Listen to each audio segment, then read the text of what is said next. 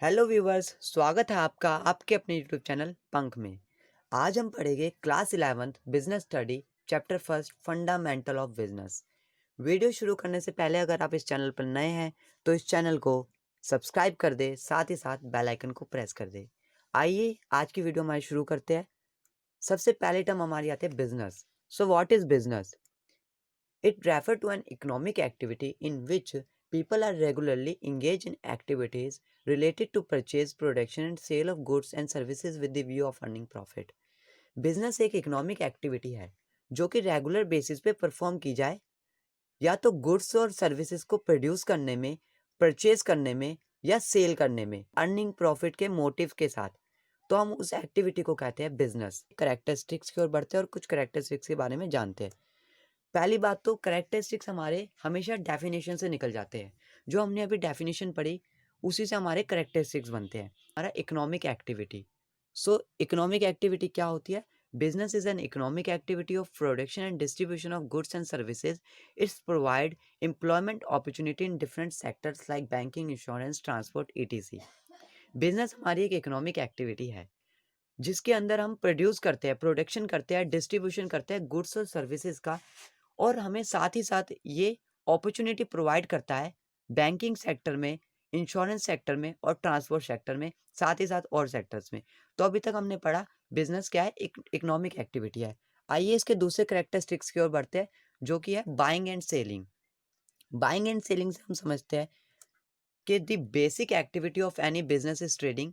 The business involves buying of raw material, properties, plants, machinery and stationery, etc. On the other hand, it sells the finished product to the consumer, wholesaler, retailer and etc. कोई भी business की basic activity क्या होती है? Trading, व्यापार करना। तो इसके अंदर व्यापार होता है जब हम कोई भी रॉ मटेरियल को या प्रॉपर्टी, प्लांट, स्टेशनरी या फिर कोई भी मशीनरी को हम परचेज करते हैं और साथ ही साथ उसको हम फिनिश गुड में या बदल के हम उसको आगे कंज्यूमर को, होलसेलर को या रिटेलर को बेच देते हैं या दे देते हैं। वो हमारी बाइंग एंड सेलिंग होते हैं। ये हमारा करेक्टरिस्टिक्स है बिजनेस एक्टिविटी का। आइए अगले करेक्टरिस्टिक्स की ओर बढ़ते हैं। Profit earning. The main purpose of any business is to earn profit. A business cannot survive without making profit, so businessmen try to maximize profit by increasing the volume of sales or reducing cost. कोई भी business जो होता है उसका main motive क्या होता है? Earning profit. ये सबको पता है। तो बिजनेस का मेन पर्पस क्या होता है? कि उसको अर्न करना है प्रॉफिट। विदाउट प्रॉफिट अर्निंग कोई भी बिजनेस सर्वाइव ही नहीं कर सकता मार्केट में। तो बिजनेसमैन हमेशा ट्राई करता है कि वो अपनी जो भी अपना गुड्स है उसके वॉल्यूम को बढ़ाए, साथ ही साथ उसके प्राइस को कम कर दे ताकि वो मार्केट में सर्वाइव कर सके। तो ये भी हमारा प्रॉफिट अर्निंग होता है करेक्टरिस्टिक्स बिजनेस का। आइए अगले करेक्टरिस्टिक्स की ओर बढ़ते हैं।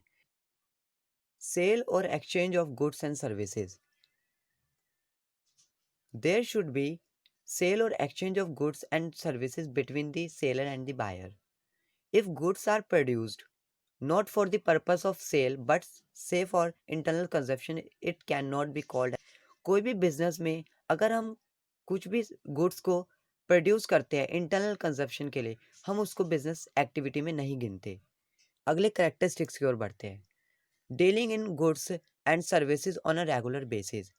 अगला करेक्टरिस्टिक्स हमें कहता है कि business is not a single time activity. It is a continuous process of production and distribution of goods and services. A single transaction of trade cannot be termed as a business. A business should be conducted on a regular basis. Business एक single time activity नहीं है। Business एक continuous process होती है production and distribution of goods and services की। कोई भी single transaction trade में, व्यापार में कोई भी सिंगल ट्रांजैक्शन को हम बिजनेस नहीं कह सकते। बिजनेस रेगुलर बेसिस पे होता है। इस करेक्टरिस्टिक्स से हमें ये पता चलता है। आइए अगले करेक्टरिस्टिक्स की ओर बढ़ते हैं। Uncertainty of return. इसमें बच्चे काफ़ी ज़्यादा कंफ्यूज रहते हैं, तो आइए इसको हम काफ़ी इजीली समझते हैं। क्या होता है uncertainty of returns? Uncertainty of returns refer to the lack of knowledge relating to the amount of money that business is going to earn. Uncertainty of return यानी कि जब हम बिज़नेस में कुछ पैसा लगाते हैं, कैपिटल लगाते हैं, तो हमें उधर में नहीं पता कि हमें फ्यूचर में उसका रिटर्न क्या मिलेगा। हो सकता है मे बी चांसेस है कि लॉस हो, मे बी चांसेस है कि प्रॉफ़िट हो। तो हमें हमेशा वहाँ पर रिस्क फैक्टर इन्वॉल्व होता है बिज़नेस में। तो बिज़नेस एक्टिविटी में अनसर्टेनिटी ऑफ रिटर्न हमेशा इन्वॉल्व होगा कि वहाँ पर रिस्क के होने के चांसेस हो सकते हैं कि हमें प्रॉफ़िट हो सकता है कि हमें लॉस हो। तो ये भी हमारा कैरेक्टरिस्टिक्स होता है। यहाँ तक अगर आपको वीडियो पसंद आई हो तो इसे लाइक करें, साथ ही साथ अगर कोई डाउट रहा हो तो इसे कमेंट करें और वीडियो को शेयर करना ना भूलें क्योंकि ज्ञान बाँटने से बढ़ता है।